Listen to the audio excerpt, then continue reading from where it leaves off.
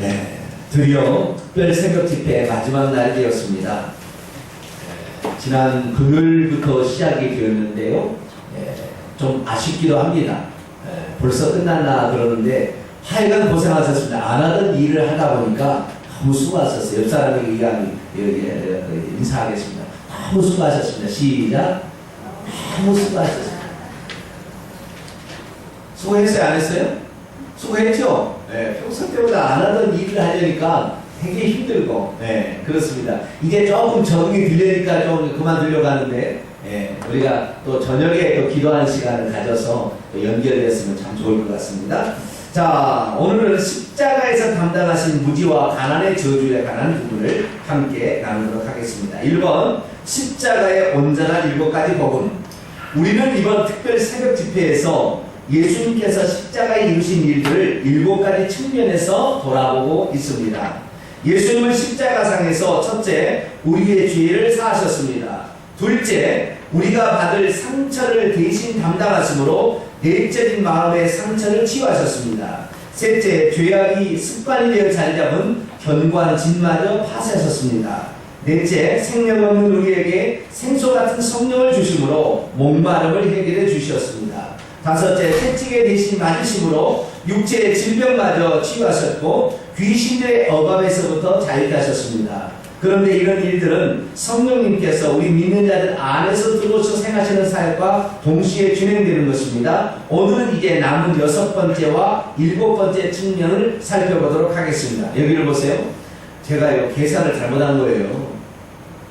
6번째 오늘 하고 이제 7번째 해야 되는데 제가 이 계산을 잘못해가지고 오늘까지 생각을 했더라고요. 나중에 생각을 해보니까. 그래서 그렇지만 또 오늘 우리가 받아야 될 그런 말씀은 하나님께서 우리에게 주신 지혜로 말미암아 또 부요한 축복까지 받는 거니까 또 하나님께서 또 함께 할 수 있는 영역이다 생각해서 또 말씀을 준비하면서도 좀 하나님께서 그래도 적절하게 응답하셨다 이런 생각을 듭니다. 오늘 하나님께서 우리에게 주신 십자가를 통하여 주신 그 지혜의 축복과 그리고 부의 축복을 꼭 여러분이 받아가시길 바랍니다. 자, 2번 들어갑니다. 무지한 자에서 지혜로운 자로.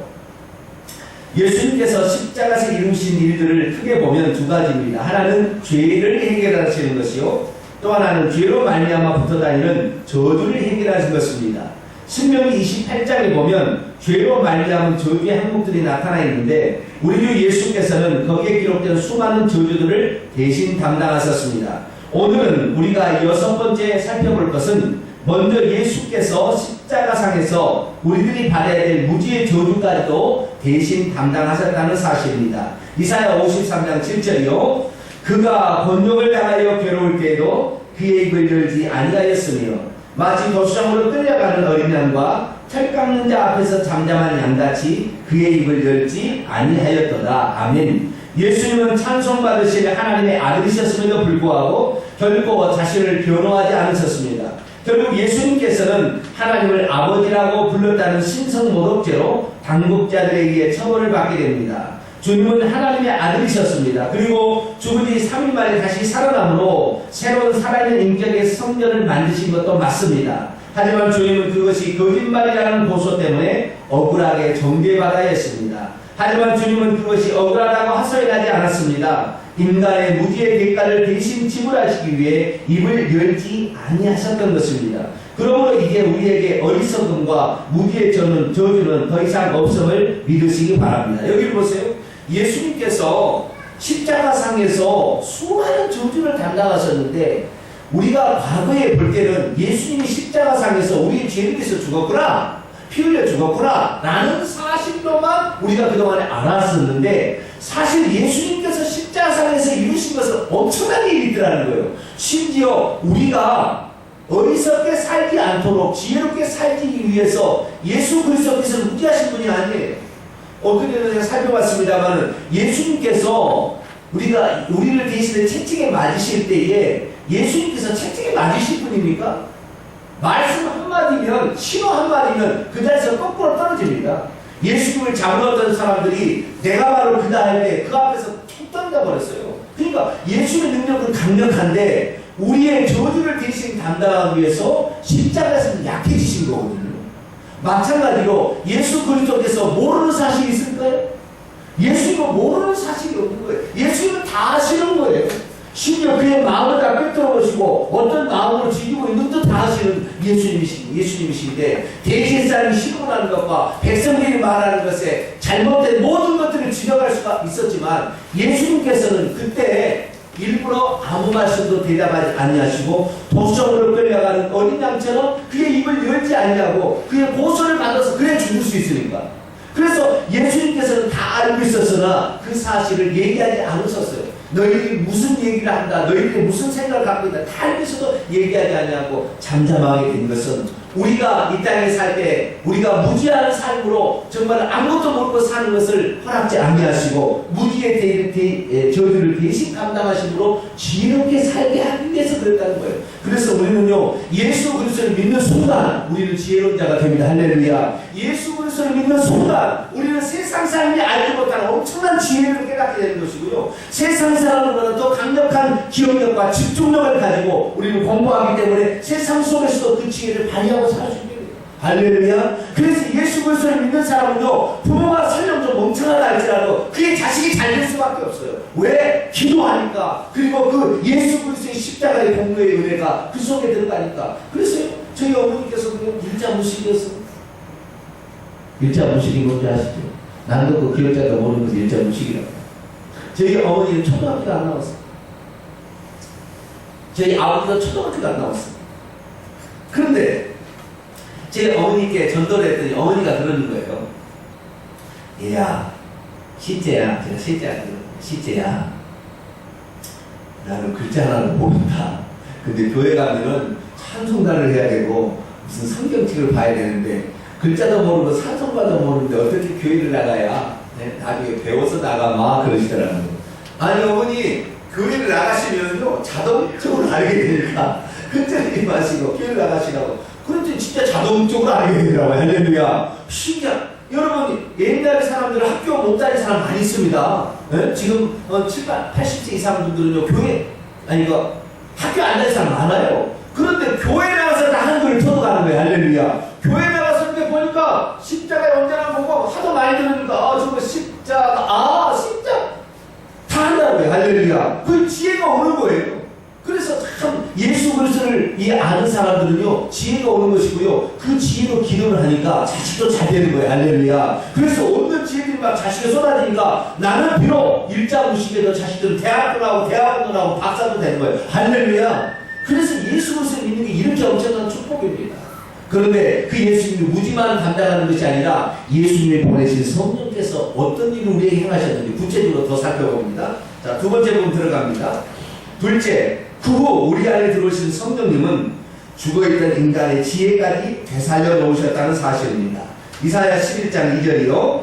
그의 위에 여호와의 영, 곧 지혜와 총명의 영이요, 모략과 재능의 영이요, 지식과 여호와를 경외하는 영이 강림하시리니. 아멘. 성령님께서 믿는 자들 안에 들어오셔서 행하시는 첫 번째 사역은 무엇일까요? 그것은 우리에게 마르지 않는 생명의 물을 공급하심으로 죽었던 우리의 영을 살리시는 일이십니다. 이때 우리 안에 들어오신 성령님은 솟아나는 샘물과 같아서 계속해서 우리 속에서 생명을 살리는 강물을 만들어내는데, 그 강물은 또한 우리 내부에 있는 질병들을 치유하고 약한 것들을 강하게 만들어줍니다. 그래서 예수 그리스도를 모신 자들은 온갖 질병을 다 치유받게 되며 귀신의 세력부터 자유게 되는 것이죠. 이에 우리 안에 들어오신 성령님은 무슨 일을 하실까요? 그것은 아담이 가지고 있었던 놀라운 지혜를 다시 회복시켜 주시는 일을 하십니다. 아담은 하나님께서 주신 40만 종이나 되는 동물들의 이름을 즉석에서 지을 만큼 지혜로운 자였습니다. 하지만 뱀의 꼬임으로 말미암아 인간의 지혜도 그때 함께 저주를 받았고, 그로부터 인간은 하나님께서 인간에게 허락하신 두뇌의 능력을 10%도 사용하지 못한 채 살아가고 있었습니다. 하지만 성령님께서 우리 안에 들어오심으로 인간 속에 숨어있는 지혜 능력을 되살려 주셨습니다. 그래서 우리도 놀라운 지혜를 갖게 된 것입니다. 할렐루야. 아담이 가지고 있었던 그 지혜가 엄청난 거예요. 하나님이 내재했던 우리 인간, 그 아담의 유전자를 가지고 우리가 지금 태어난 거예요. 아시겠죠? 그런데 아담의 그 유전자 속에는 40만 종이나 되는 모든 동물들을 하나님께서 아담에게 가져다 즉석에서 넌 사자, 너는 호랑이, 너는 길, 너는 독수리 다 이름을 지어줄 수 있었어요. 엄청 그 이름을요, 여러분 생전 모든 것을 이것을 우리는 컵이라고 알지만 이것을 여러분 이름으로 한번 지어봐요. 지을 수 있어요? 뭐라고 할까요? 생각 안 나죠? 이게 쉽지 않아요. 그런데 아담은 순간 모든 이름을 다 지어줬다는 거예요. 그 정도로 지혜로웠는데 사탄과 마귀의 말을 들음으로 말미암아 어리석고 의심과 어리석음의 저주로 떨어져가지고 결국에 하나님을 몰라보고 마귀를 하나님을 섬기는 우준한 상태로 변해버렸다는 거예요. 그런데 예수님께서 십자가상에서 무지의 저주를 다 성량해버리시고 성령을 우리에게 보내주는 순간 아담에게 하나님이 주셨던 그 창조의 그 놀라운 지혜가 이제는 우리 속에서 발현되기 시작하니 몽글몽글 이렇게 우리 속에서 올라와가지고 우리로 하여금 깨닫게 하는 놀라운 지혜가 있는데 이것은 세상 사람들보다 훨씬 더 빠르고 강력하게 우리에게 다가오고 있는 것입니다. 할렐루야. 그래서 우리는 지혜가 회복되기 시작합니다. 이 지혜를 말이죠, 성령님께서 또 어떻게 하십니까? 그 다음 또 보십시다. 셋째, 우리 안에 들어오신 성령님은 예수님의 영이신데 그 예수님께서는 지금도 우리에게 지혜와 총명을 넘치도록 붓고 계시다는 사실입니다. 에베소서 1장 8절이요. 이는 그가 모든 지혜와 총명을 우리에게 넘치게 하사. 아멘. 예수님은 사실 최고의 지혜자인 솔로몬보다도 더 지혜로우신 분이십니다. 그래서 당시 석학으로 구성된 종교 지도자들마저 예수님에게서 어떤 흠도 잡을 수가 없었습니다. 그분의 지혜는 율법을 꿰뚫고 있는 것이었기에 그분의 설교를 들은 사람들은 그분의 지혜에 감탄을 마지 아니했던 것입니다. 그런데 그분이 우리 안에서 계속해서 우리에게 지혜와 총명을 붓고 계십니다. 그러므로 이제 우리 믿는 이들은 놀라운 지혜를 소유한 자입니다. 아니 그리스도 안에서 우리는 이미 천재인 것입니다. 지금도 우리에게는 기억력과 집중력, 이해력과 창의력이 솟아나고 있습니다. 여기를 보세요. 예수 그리스도의 직업이 뭐였죠? 30살 때까지 목수였잖아요. 그죠? 예수 그리스도께서 학교 다녔나요? 네? 여러분 학교 안 다니시면 용기를 가지게 되길 축원합니다. 예수님은 30살 때까지 목수에 일만 하시고 학교도 안 다녔어요. 나가는 것은 오직 매 안식일마다 회당에 나갔어서 하나님 말씀을 듣는 율법 교육을 받으셨어요.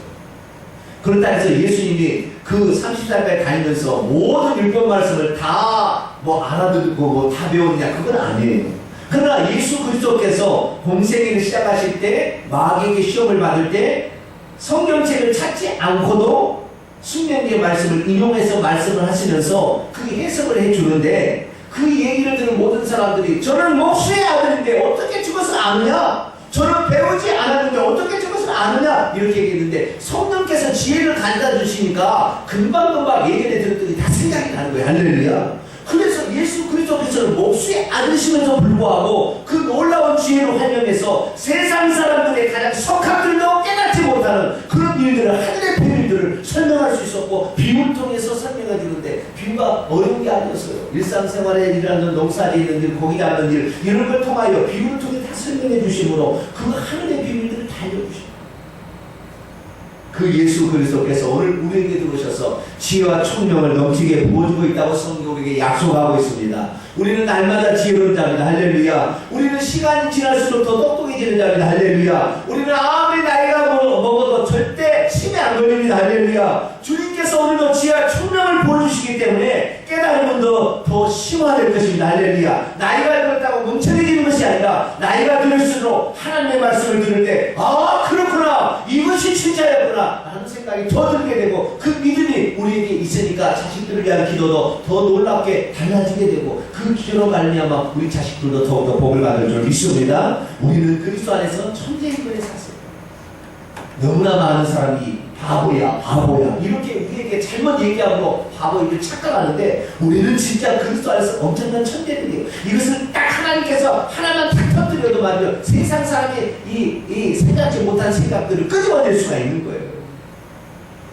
여러분 그 생각들을 끊임없이 수 있기를 축원합니다. 이것이 이미 우리 안에 들어와 있어요. 강물처럼 우리에게 들어와 있는 것이니까 이것을 활용하겠다. 나는 이것을 사용하리라. 나는 이것을 통하여 끝까지 내 인생에서 이것을 가지고 누군가의 복음을 증가하고 나도 이 놀라운 사실들을 증가하리라. 이렇게 생각하신다면 여러분 절대 지혜가 된 사람은 없어요.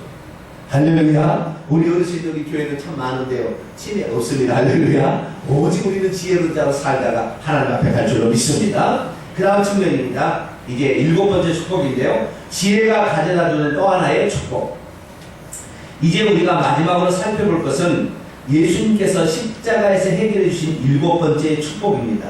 그것은 곧 예수께서 가난의 저주를 대신 담당하셨다는 사실이요, 우리 안에 들어오신 성령님께서 지금도 당신의 지혜를 통해 재정적인 축복을 우리에게 넘치도록 붓고 계시다는 사실입니다. 먼저 예수께서는 십자가상에서 우리의 가난의 저주마저 담당하셨음을 살펴보시겠습니다. 고린도후서 8장 9절이요. 우리 주 예수 그리스도의 은혜를 너희가 알거니와 부요하신 이로써 너희를 위하여 가난하게 되심은 그의 가난함으로 말미암아 너희를 부요하게 하려 하십니다. 아멘. 그렇습니다. 예수님께서는 십자가상에서 어떤 옷도 입지 아니하셨고 먹지도 못하셨으며 마시지도 아니하셨습니다. 이는 우리의 가난의 저주를 대신하기 위함입니다. 그러므로 우리가 받아야 될 가난의 저주는 더 이상 남아있지 않음을 믿으시기 바랍니다. 여기를 보세요. 많은 사람이 예수님께서 머리 들 것이 없었다, 그러니까 가난하게 사셨다 이렇게 얘기를 한다고요. 그러나 예수께서 가난하게 사시지는 않았습니다. 예수께서 나중에 갈릴리 오셔가지고 복음사에게 주 근거지를 이 가버나움을, 이 갈릴리 바다 옆에 있는 그 가버나움에서 사셨는데, 예수님은 그 가버나움에 사실 때 자기의 집이 있었어요. 그리고 예수님이 돈이 없어서 자기의 그 데려다니는 12제자를 노숙시킨 일이 없습니다. 여러분, 한 사람만 집에 와서요, 여러분 시어머니가 와서 한 달만 여러분 집에 살고 왔다고 해보세요. 얼마나 돈이 많이 들어가고요, 얼마나 신경쓰야 될 게 많은 줄 아세요? 근데 예수님은 12명의 제자뿐만 아니라 수많은 제자들이 거기에 따라다녔어요. 그래서 그 수많은 제자 가운데 한 사람을 가룟 유다를 대신해서 12제자를 삼자 사도행전 1장에 나오는데, 그때 뭐라고 했느냐, 예수님의 세례 받을 때부터 지금까지 모든 사실을 다 본 사람 중에서 삼자고 해가지고 마태아를 뽑아요. 그 얼마나 많은 사람이 12제자 말고도 예수님을 따라다니지 몰라요. 그런데 예수님은 한 번도 그들을 굶긴 적이 없다니까요. 예수 그리스도의 머리 둘 곳이 없다는 것은 예수 그리스도께서 이 땅에 하나님의 뜻을 전파하려고 하는데 그 뜻을 알아주는 자가 없다는 얘기지, 가난해서 못 먹고 살았다는 얘기가 아니에요. 그러면 예수님께서는 언제 우리의 가난의 저주를 담당하셨느냐? 십자가상에서 그러셨다는 거예요. 십자가상에 끌려가기 전에 보통 어떻게 하냐면요, 우통을 다 벗깁니다. 그래서 채찍을 때려요. 권장을 아랫도에 입힌 상태에서 권장을 때려요. 그래서 옷이 막 이 엉덩이 달라붙어버려요. 위에는 채찍에 맞아서 다 이렇게 구멍이, 이렇게 막 살점이 떨어져요. 그 상태에서 가시 면류관을 쓰시고, 그리고 십자가를 지고 가로목을 하나를 지고 가시다가 쓰러졌잖아요. 예수님이 십자가상에서 못을 박힐 때 이 세로목에다가 가로목을 이렇게 엮어가지고 이렇게 해서 올리게 되는데, 그때 예수님은 옷을 싹 벗깁니다. 모든 죄수들 옷을 벗기는 거예요. 그래서 가장 수치스럽게 보이게 하는 거예요. 그래서 예수 그리스도께서는 하늘의 왕이시기 때문에 정말 보랏빛 나는 그런 자주색의 옷을 입어도 합당하신 분이에요. 뿐만 아니라 그분은 모든 것을 누릴 수 있는 권한이 있었는데, 그때 예수님께서는 아무것도 드시지도 못하시고, 그리고 아무것도 입지 못하고, 그렇게 십자가상에서 우리의 가난의 저주를 담당하십니다. 그렇기 때문에 우리 그리스도인들은 예수 그리스도 안에서 가난한 자가 아니라 부유한 자가 당연히 되는 겁니다. 할렐루야. 그래서 가난의 저주가 이미 사라졌기 때문에 이 사실을 알고, 그래, 나는 예수 그리스도 안에서 이제 부자로 살 수 있다라는 확신을 가지시기 바랍니다. 우리나라가 얼마나 가난했습니까? 그러나 이 나라에 복음이 들어올 때부터 사람들이 달라지기 시작하고, 머리에 지혜가 열려지기 시작할 때부터, 그때부터 사람들이 생각이 달라졌고, 그래서 말이죠, 저 상놈들의 자식도 신학을 해가지고 미국에 유학 갔다 와서 목사님들 위대한 일들을 엄청나게 많이 했어요. 그래서 그분들로 말미암아 이 세상에 많은 사람들이 지식에서 깨어나기 시작했고, 그래서 부자가 된 줄로 믿으시기 바랍니다. 그래서 우리는요, 무지에서만 해방된 것이 아니라 가난의 저주에서도 해방받았다. 왜? 예수님이 십자가상에서 그 저주를 담당했으니까. 할렐루야. 그래서 우리는 더 이상 가난의 저주를 우리가 받을 필요가 없어요. 우리가 가난하게 사는 것은 결코 하나님의 뜻이 아닙니다. 우리는 가난하게 사는 것이 아니라 우리가 필요할 때마다 채워지는 놀라운 축복, 그리고 우리가 하나님의 선한 사업을 위해서 필요한 모든 것들이 채워지는 축복을 받고 살아야 될 줄로 믿습니다. 그러면 그 구체적으로 그 가난이 사라지고 이 부요의 축복이 어떻게 찾아왔을까요? 그 다음에 보겠습니다. 둘째, 우리가 믿을 때에 우리 안에 들어오신 성령께서는 우리에게 예수님의 지혜를 부어주시는데 그 지혜는 믿는 이들로 하여금 재정적인 축복을 받게 하고 있다는 사실입니다. 에스겔서 28장 4절에서 5절이요.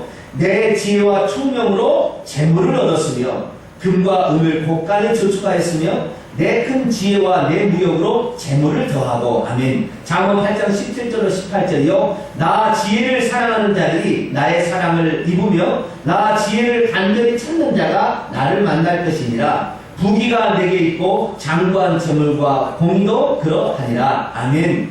우리가 십자가의 구속의 예수님을 믿는다면 가난의 저주는 이미 물러갔습니다. 그리고 부요의 축복이 넘치고 있습니다.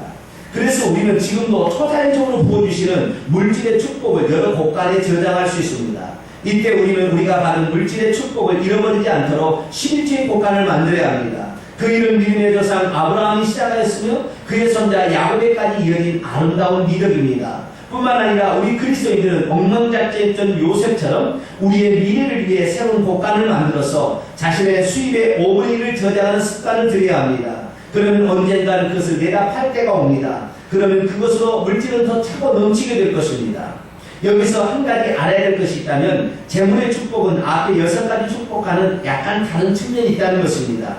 다른 영역의 축복들은 받을수록 좋은 것이며 우리에게 해가 될 것도 없습니다. 하지만 재물만큼은 조심스럽게 다루어야 합니다. 왜냐하면 우리가 재물을 신처럼 받을 공산이 크기 때문에 우리가 아무리 재물의 축복을 많이 받았다 하더라도 재물 자체에 결코 소망을 두어서는 아니 된다는 사실입니다. 마태복음 6장 24절이요. 한 사람이 두 주인 하나님과 재물을 섬기지 못할 것이니 혹 이를 미워하고 저를 사랑하거나 혹 이를 중히 여기고 저를 경히 여김이라. 너희가 하나님과 재물을 겸하여 섬기지 못하느니라. 디모데전서 6장 17절에서 18절이요. 내가 이 세대에서 부한 자들을 명하여 마음을 높이지 말고 정함이 없는 재물에 소망을 두지 말고 오직 우리에게 모든 것을 후히 주사 누리게 하시는 하나님께 주며 선을 행하고 선한 사업을 많이 하고 나누주기를 좋아하고 너그러운 자가 되게 하라. 아멘. 재물은 원래 하나님의 것입니다. 하나님은 그 모든 것을 아담에게 주셨습니다. 하지만 아담이 사탄의 종이 되다가 물질은 그만 사탄의 손에 넘어가 버리고 말았습니다. 그러므로 물질에는 상당한 위험성이 들어있다는 것을 알아야 합니다. 그래서 우리는 우리가 받은 물질의 주권이 항상 하나님께 있음을 인정할 수 있어야 합니다. 혹시라도 주님께서 그것을 쓰시겠다고 한다면 다이처는 얼마든 주님께 돌려드릴 수 있어야 하는 것이죠. 사랑하는 성도 여러분, 우리가 예수 그리스도를 믿고 성령을 받았다면 우리는 이미 지혜로운 자이며 물질의 축복을 받은 자입니다. 지혜를 가진 자는 재물의 곳간이 채워지기 마련입니다. 그렇게 7년에서 10년, 20년 동안 재물을 관리하다 보면 우리도 반드시 엉망장자가 되어 있을 것입니다. 아무쪼록 우리 성도들 이와 같이 예수님께서 십자가에서 이루신 7가지 축복을 다 누리고 사는 복된 성도가 되시길 간절히 축원합니다. 아멘. 여기를 보세요. 많은 믿는 자들에게 이미 가난의 저주가 떠났기 때문에 우리는 부요의 축복을 받을 수밖에 없도록 되어버렸어요. 그런데 그럼에도 불구하고 많은 사람들이 어떻게 그리스도인들이 말이죠 부요의 축복을 받지 못하느냐, 그것은요 잘못된 생각이 우선이에요. 그건 뭐냐, 믿는 자들은 가난하게 청빈하게 사는 것이 하나님의 뜻이다 이렇게 생각해버렸어요. 왜냐하면 물질에 대해서 예수님께서 하신 말씀을 보니까 위험성이 있다는 것이 나오거든요. 그렇기 때문에 물질을 전부 다 죄악시 여겨버린 거예요. 그러나 누가복음 16장에 보면 예수님께서 이 세상에 불의한 재물에 대해서도 충성하지 못하면 어찌 참된 것으로 너희에게 맡기시겠느냐. 작은 일에 충성하지 않는 자가 자에게 어찌 큰 것을 맡기겠느냐. 이 물질은 사실 작은 거가 아무것도 아닌 거예요. 그러나 우리는 작은 것 치고 아무것도 아닌 것을 너무 하찮게 여겨버린 거예요. 이것을 아주 무시해버리고요. 이 물질에 대해서 정말로 너무 하찮게 여겨버리는 그 생각을 갖게 된 거예요. 그러나 하나님께서는 그게 아니에요. 그 물질 자체가 하찮은 것이다. 마타 하찮은 것이다. 왜? 영생의 비는 하찮은 것이고 영적이고 영원한 비는 하찮은 것이다. 물질은. 그러나 그것도 너희들이 잘 관리할 수 있어야 된다는 것을 말씀하신 거예요. 그래서 그 부유한 청지기에게 그 관리하는 것을 했을 때 칭찬해줬어요. 그래서 이 시대에는 이 세상 사람들이 이 믿는 빛의 아들보다 더 지혜롭다 이렇게 얘기한 거예요. 그래서 우리가 부유의 축복을 이미 받게 되었는데 이 물질을 관리하는 법을 우리가 배워야 된다는 거예요. 그런데 이 물질을 관리하는 법을 배우지 아니하고 무조건 나눠줘야 된다 해서 나눠줄 때 나눠주기만 나눠주는 거예요. 계속 퍼주기만 하는 거예요. 그러나 하나님께서는 퍼주는 것이 아니라 나는 신부인 너가 먼저 복을 받기를 원하지 네가 퍼주고 퍼주고 너에게 준 것은 남의 다른 것은 하나님 원치 않으세요. 우리가 먼저 복을 받아야 된다. 할렐루야. 신부인 우리가 가난하게 사는 것을 예수님 원치 않는다니까요. 그래서 우리는 우리에게 지금도 초자연적으로 야곱에게 그 부어졌던 지난번에 설교 말씀처럼요. 주일 설교 들어보세요. 이 말씀처럼 우리에게 계속해서 초자연적으로 하나님이 이 물질의 축복을 부어주고 있기 때문에 이 물질의 축복이 새어나가지 않도록 열의 9배 권리를 우리에게 주시는 11절을 먼저 하나님 곳간에 드려야 되고 뿐만 아니라 이 물질을 일정한 곳간에 미래 곳간에 저축을 해서 요셉처럼 5분의 1을 저장해서 계속 나가다가 어느 날 이 물질이 팔아야 될 때가 있어요. 애굽에서 기근이 임하게 될 때 곡식을 팔게 될 때 곡식보다 돈이 더 많이 들어왔어요. 왜? 이 곡식이 떨어져서 없으니까. 그래서 우리도 마찬가지요. 우리가 가지고 있는 것을 통하여 어떤 일을 하나님이 하라고 하실 때 그때 일하게 되면 그것이 물질을 끌고 들어오니 나중에 우리가 물질의 축복을 받는 거예요. 우리가 물질의 축복을 받게 되면 좋은 점이 뭐냐? 우리가 열심히 일하지 않아도 이 하나님의 일할 수 있는 시간이 확보된다는 거 아니겠어요? 전도할 수 있는 시간이 확보되고 사람을 양육할 수 있는 시간이 확보되는 거예요. 왜? 물질이 있으니까. 이 물질을 통하여 사람의 마음을 살 수 있어요. 그래서 예수님께서도 불의한 제물로 친구를 사귀라 이렇게 얘기했어요. 왜? 너희들에게 준 그 물질을 가지고 너희들이 저축해서 그 물질의 부여를 가지고 오늘도 세상 사람 물질의 주인이니까 그들이 살 수 있다는 거예요. 그들의 마음을 살 수 있다는 거예요. 그래서 그들의 우리가 가지고 물질로 섬겨서 그들의 복음을 증거하고 양육한다면 그들이 영생의 축복을 나한테 깨닫게 될 것이고 그렇게 되면 하나님의 자녀가 되는 것이고 그렇기 때문에 우리에게 물질은 필요한 것이고 이 물질을 잘 관리해야 되는 거예요. 할렐루야. 그래서 이 아브라함과 야곱에 이루어지는 그 11조와 그 해했던 것과 그 다음에 요셉이 했던 이 곡간 관리를 잘 우도 하다 보면 7년에서 20년에 반드시 복을 받을 수밖에 없어요. 한번 해보세요. 하나님께서 그 곡간을 계속 채워주시는 거예요. 여러분의 그 마음이 중요한 거예요. 작은 것이나마 소중히 있는 마음이 있느냐라는 거예요. 그래서 우리는 하나님께 주신 이 물질의 축복을 소중히 여기고 할렐루야. 다윗처럼 저축을 많이 해야 돼요. 그래서 하나님께서 성막을 지을 때 당시 말이죠. 언제 3천 무슨 몇천 단위 뭐 엄청난 것을 내놓아요. 그래서 결국에 솔로몬이 그것 갖다가 성전을 짓게 된 것입니다. 오늘 하나님께서 물질의 축복을 다 부어주기 위해서 왜? 가난해져서 이미 떠나버렸기 때문에. 그리고 11조와 그리고 곡간을 채우는 이 원리로 말미암아 우리가 살게 된다고 한다면 우리는 반드시 부유한 자가 되는 거예요. 그런데 우리가 여기서 중요한 것은 물질에 대해서 소중히 여기는 마음이 지나쳐서 물질을 신처럼 떠받드는 그렇게 살면 안 되기 때문에 하나님께서는 반드시 때로는 우리에게 주라고 명령한다는 것입니다. 나에게 내가 없어서가 아니라 너가 나에게 줄 수 있는 상태가 됐을 때 너는 물질이 주인이 너가 물질의 주인이지 물질이 너의 주인이 아니라는 사실을 보여줄 수 있어라라고 하나님 말씀하시는 거예요. 그래서 우리가 매주일마다 헌금을 하는 것이고요. 우리의 삶 속에서 누군가를 구제하는 일들을 왜 하는 것입니까? 이 물질은 하나님이 내게 주신 거기 때문에 얼마든지 쓸 수 있습니다. 나는 물질에 노예가 아니다라는 것을 보여주시는 거예요. 이제 저와 여러분은 이 놀라운 지혜로 말미암아 금과 은혜, 그 재물의 놀라운 축복을 우리에게 지금 오고 있습니다. 이것을 잘 여러분 간직하시고 관리하셔서 여러분도 부유의 축복을 얻게 되기를 축원합니다. 그래서 하나님께서 예수 그리스도를 통하여 십자가상에 이루어진 7가지 축복들을 우리의 것으로 완전히 우리가 인치고 확보해야 돼요. 그래서 이것을 누리게 되면 어느 순간에 예수 그리스도께서 이렇게 온전한 축복을 우리에게 주셨으니 이 놀라운 축복을 누군가에게 또 전해야 되겠다는 강렬한 열망이 생길 것이고 이 열망들은 오늘도 수많은 사람을 전도하여서 그들 또한 하나님의 구원받은 하나님의 백성으로 만들 줄로 믿습니다. 두 손을 들겠습니다. 하나님께서 7가지 축복을 우리에게 주셨습니다. 그것은 예수님이 십자가상에서 이루신 것입니다.